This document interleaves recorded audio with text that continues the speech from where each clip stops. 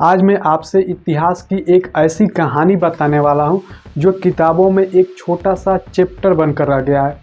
लेकिन अगर आप इसे पूरी गहराई से समझ गए तो आपका दिमाग एक सेकेंड के लिए भी पहले जैसा नहीं रहेगा।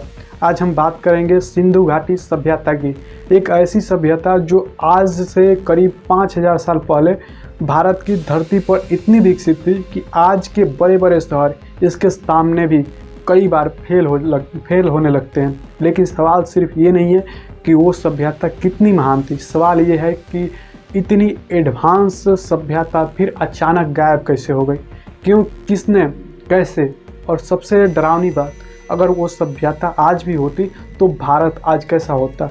अब ध्यान से सुनिए, सिंधु घाटी सभ्यता क्या थी। सिंधु घाटी सभ्यता को हम इंडस वैली सिविलाइजेशन भी कहते हैं। ये सभ्यता सिर्फ एक शहर नहीं थी, ये एक पूरा सिस्टम था, एक पूरा नेटवर्क था। और इसकी सबसे बड़ी ताकत थी डिसिप्लिन, प्लानिंग, व्यवस्था। ये व्यवस्था आज के पाकिस्तान और भारत के कई हिस्सों तक फैली थी और इसके प्रमुख शहर थे हड़प्पा, मोहनजोदारो, धोलावीरा, लोथल, कालीबंगा। अब सोचिए, आज के शहर में एक शहर का स्मार्ट सिटी बनने में सरकार सालों लगा देती है और 5000 साल पहले ये लोग स्मार्ट नहीं, सुपर स्मार्ट शहर बना चुके थे। शहरों की प्लानिंग आज से भी बेहतर थी। अब ज़रा उनके शहर की प्लानिंग देखिए, सीधे सड़कें, एकदम सीधी सड़कें, 90 डिग्री पर कटते रास्ते, हर गली का नाप तोल, हर एक जैसे डिजाइन में बने थे। घर के एक जैसे डिजाइन था, पक्की ईंटों से बना था। और सबसे बड़ी शौक की बात, ड्रेनेज सिस्टम था, यानी जो नल का सिस्टम है, हजारों साल पहले हर घर से गंदा पानी बाहर निकालने का फुल सिस्टम बना हुआ था। आज के कई शहर में बरसात होता है और रोड पर पानी भर जाता है। सिंधु घाटी सभ्यता के लोग हजारों साल पहले ये समस्या हल कर चुके थे। अब बताइए, ये पिछड़ा सभ्यता थी या ये एक प्लानिंग बेस्ड सिविलाइजेशन थी जो आज भी दुनिया को चुनौती दे रही है। हाइजीन, क्या आज हम भी इतने साफ रहते हैं? अब एक चीज़ और सोचिए, कई घरों में स्नान घर थे, ड्रेनेज की लाइन हर जगह जुड़ी हुई थी, सार्वजनिक स्थल थे। यानी उस समय लोगों के लिए हाइजीन और सफाई कोई मजाक नहीं थी, वो एक संस्कृति थी। आज भी हम बड़े बड़े भाषण देते हैं स्वच्छ भारत, लेकिन 5000 साल पहले वो लोग सिर्फ नारा नहीं देते थे, वो जीवन जीते थे। अब सवाल उठता है, क्या हम सच में आगे बढ़ रहे हैं या हम बस खुद को आधुनिक समझकर खुश हो रहे हैं? टेक्नोलॉजी और आर्किटेक्चर इतना मजबूत कैसे बनाया? अब देखिए, उनके ईंट आज भी, मोहनजोदारो की ईंट इतनी मजबूत है कि कई जगह समय का असर भी नहीं दिखता। ये लोग ईंट बनाने में स्टैंडर्डाइजेशन रखते थे, मतलब ईंट एक जैसे आकार की, एक जैसी गुणवत्ता की, एक जैसी मजबूती की। अब सोचिए, जब एक सभ्यता निर्माण में भी स्टैंडर्ड रखे तो कितनी ऑर्गेनाइज्ड होगी।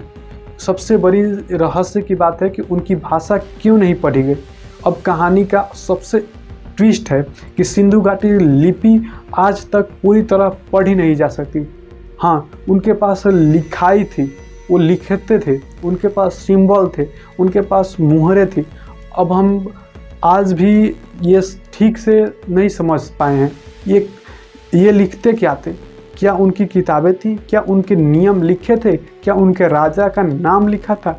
या उनका इतिहास उनके अपने शब्दों में मौजूद था? अब सोचिए, अगर एक दिन ये भाषा पढ़ ली गई तो क्या होगा? पूरा इतिहास हिल जाएगा, क्योंकि हो सकता है जो हम आज जानते हैं वो आधा सच हो और बाकी का सच आज भी मिट्टी के अंदर कैद हो। राजा कौन था? सेना कहाँ थी? महल क्यों नहीं? अब एक और शौक सुनिए, इतनी बड़ी सभ्यता थी लेकिन यहाँ आपको बड़ा महल नहीं मिलता, कोई विशाल राजा का किला नहीं मिलता, कोई रॉयल मकबरा नहीं मिलता।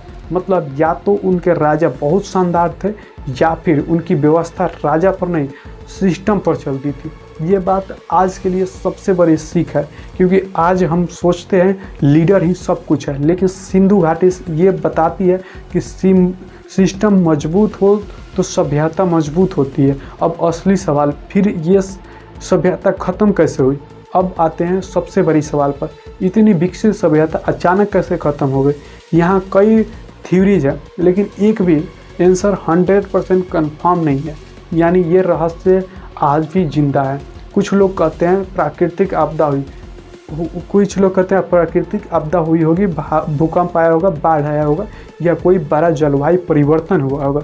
कुछ लोग कहते हैं नदी का रास्ता बदल गया होगा, अगर पानी चला गया तो खेती खत्म, और खेती खत्म तो शहर खत्म। कुछ लोग कहते हैं महामारी हो सकती है, कुछ लोग कहते हैं आक्रमण हुआ होगा। लेकिन सबसे बड़ा फैक्ट यही है कि यह सभ्यता का अंत आज भी पूरी तरह साफ नहीं हो पाया है कि किस कारण अंत हुआ है, और यही बात इसे और भी डरावना बनाती है। क्योंकि जब एक सभ्यता इतनी मजबूत होकर गायब हो सकती है, तो सोचिए हमारी सभ्यता कितनी सुरक्षित है। क्या इतिहास अधूरा पढ़ाया गया? अब एक बहुत सीधा और बात सुनिए, हमारे स्कूल में सिंधु घाटी सभ्यता बस एक चैप्टर है, कुछ पंक्तियाँ हैं, कुछ नाम है, कुछ जगह है और कुछ खत है। लेकिन सच ये है कि ये सभ्यता हमारी पहचान की नींव है। अगर हम इसे सिर्फ परीक्षा के लिए पढ़ें तो हमने अतीत के साथ नाइंसाफ़ी कर रहे हैं। आज के भारत के लिए सीख है कि अब अगर सिंधु घाटी सभ्यता हमें कुछ सिखाती है तो ये है प्लानिंग बिना शोर के होती है।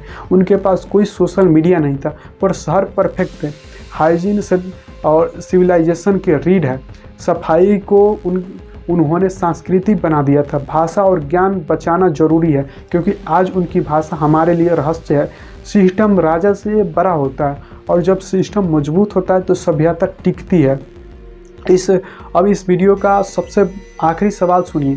सवाल ये नहीं है कि सिंधु घाटी सभ्यता क्यों ख़त्म हुई, सवाल ये है कि क्या हम उससे कुछ सीख पाए हैं। क्योंकि जो समाज अपने इतिहास को भूल जाता है वो अपना भविष्य भी खो बैठता है। और अगर भारत को सच में महान बनना है तो हमें सिर्फ आगे नहीं देखना, हमें अपने अतीत को भी समझना होगा।